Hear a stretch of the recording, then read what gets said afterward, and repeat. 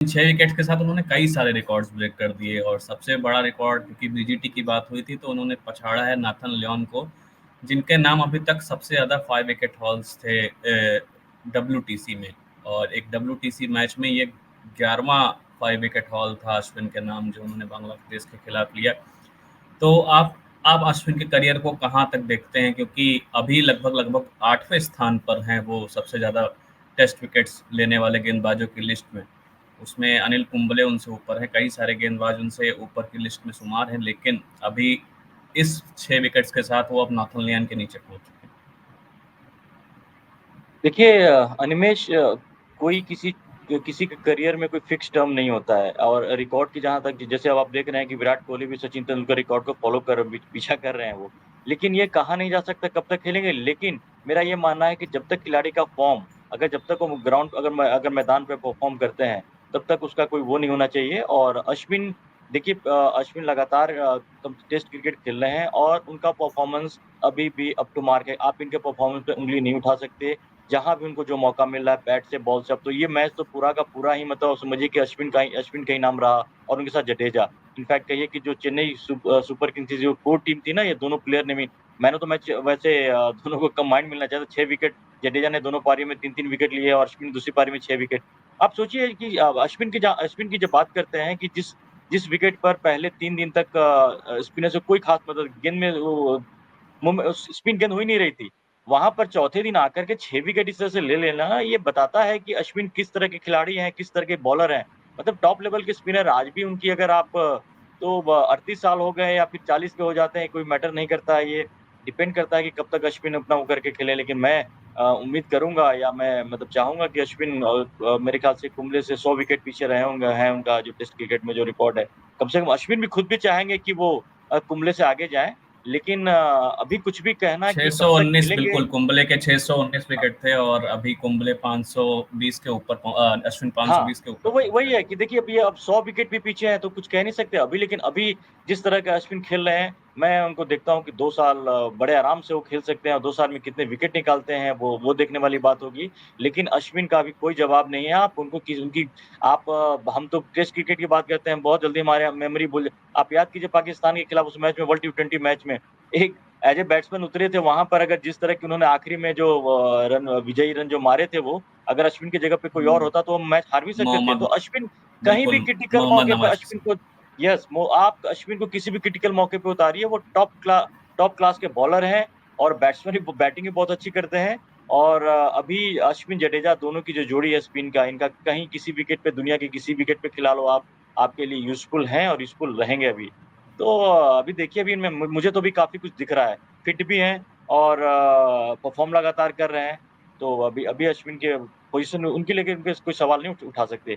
बल्कि हम बार-बार बात करते हैं, कोहली अभी अपने बैट से उस तरह से वो नहीं कर पा रहे, जस्टिफाई नहीं कर पा रहे हैं। लेकिन अश्विन तो जस्टिफाई कर रहे हैं यार, तो इनको भी अभी खेलते रहना चाहिए। और अच्छा है कि इंडिया के लिए खेलें और बहुत सारे विकेट लें और रिकॉर्ड तोड़ें। बिल्कुल ताउस भाई। नहीं, मैं अश्विन, या डेफिनेटली अश्विन की तारीफें जितनी की जाए उतनी कम है, क्योंकि आई मीन ऑलराउंडर है। एफर्ट चाहे अगर जहां बल्लेबाजी की जरूरत रहे, जहां पर कोलैप्स हो जाए वहां पर पुटअप किए परफॉर्मेंस, गेंदबाजी तो सवाल ही नहीं उठता। बट उनको, मुझे लगता है कि उनको जो ड्यू मिला है, जो जस्टिस होना चाहिए उनके साथ, वो उनके साथ नहीं हुआ है इंडियन क्रिकेट में। आई मीन बाकी सब बल्लेबाज आप देख लीजिए, विराट या रोहित, सबको उनके ऊपर तरजीह दी जाती है टेस्ट क्रिकेट में। जबकि वो एक टीम मैन है, एक लेजेंड हिमसेल्फ है वो। क्योंकि आप बाहर जाते तो आप उनको रिस्पेक्ट नहीं देते, आप बाहर बिठा देते हैं। वही होता है कि भाई आप दूसरे खिलाड़ी को खिला देते हैं। आप एक ये एक फैक्टर है जो मुझे लगता है अश्विन की ग्रेटनेस को थोड़ा पीछे कर देता है, कि भाई उनको वो ड्यू, वो रिस्पेक्ट, वो जस्टिस जो मिलना चाहिए as a legend, somebody who is done for the team for a long time. और ये काफी समय से 2011, मुझे याद है मैंने उनसे बात की थी जब उनका टेस्ट डेब्यू के आसपास साउथ अफ्रीका में जब हुआ था। तो अभी तक मतलब काफी समय हो गया है, मगर उन्होंने अपने आप को as a team man present किया है और डिलीवर किया है जब जब टीम की जरूरत रही है, चाहे वो ये लेटेस्ट टेस्ट मैच हो।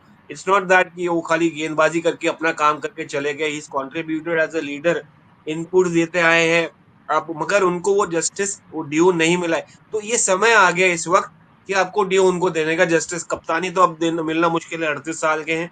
आप बांग्लादेश जब आप ऑस्ट्रेलिया जाएँ तब आप उनको खिलाएँ, तब आप उनको तरजीह दें जडेजा के ऊपर व्हाटएवर द कंडीशंस, क्योंकि आप इस वक्त बल्लेबाज एज अ बल्लेबाज भी उन्होंने डिलीवर किया, तो you can count him as a batter, somebody who can. आज आप देखिए इनिंग्स में स्पिन नहीं हो रही थी गेंद, मगर उन्होंने अपनी लय, एंगल और राउंड द विकेट से डाल के बॉल अंदर डाली, बॉल टर्न करने की कोशिश की बाहर, तो उसी में बैट्समैन कंफ्यूज हो गए। That is where Ashwin experience comes इन।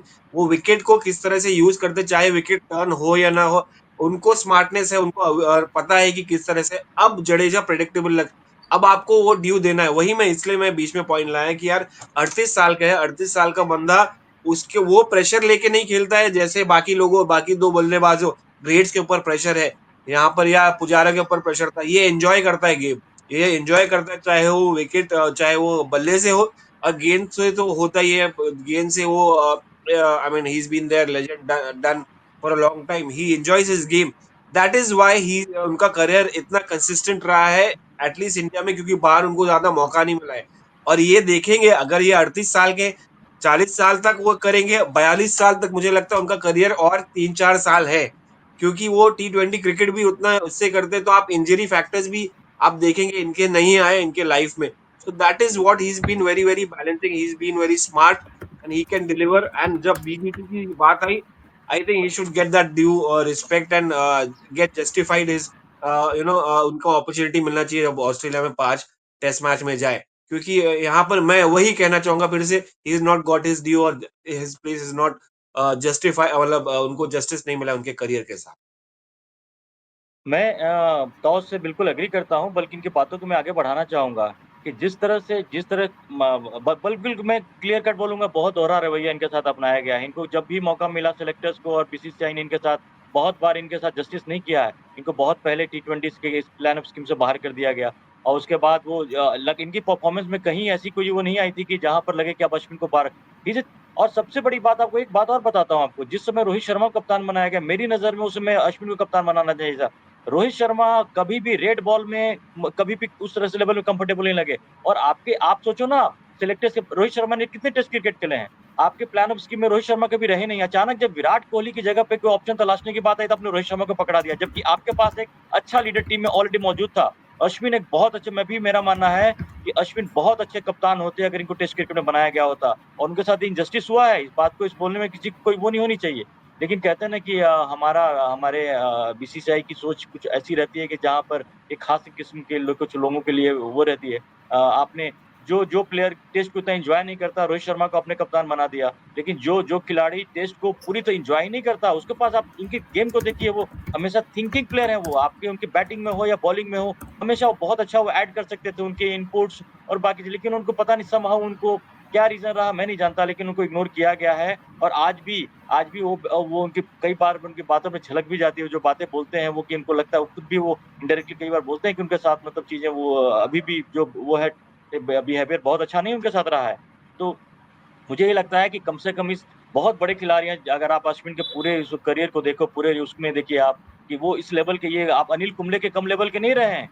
लेकिन अब समय-समय की बात है, आप किस खिलाड़ी को किस तरह से ट्रीट करते हो, एक ऐसा आया है। लेकिन अभी भी सही बोला, मैं ताऊ से बिल्कुल एग्री करता हूँ कि अगर आप बॉलिंग की बात करेंगे जहाँ आपको स्पिनर्स की ज़रूरत है, और जडेजा और अश्विन में से अगर चुनने की बात आई, तो आपको अश्विन को चुनना चाहिए। कम से कम टेस्ट क्रिकेट में एक व्हाइट बॉल में होता है कि व्हाइट बॉल में जडेजा एक बहुत अच्छे फील्डर हैं, तो उसकी वजह से एडवांटेज उनके पास एक आता है। लेकिन जहाँ तक टेस्ट क्रिकेट की बात है, पहले फर्स्ट प्रायोरिटी अश्विन को मिलना चाहिए, जडेजा को नहीं मिलनी चाहिए।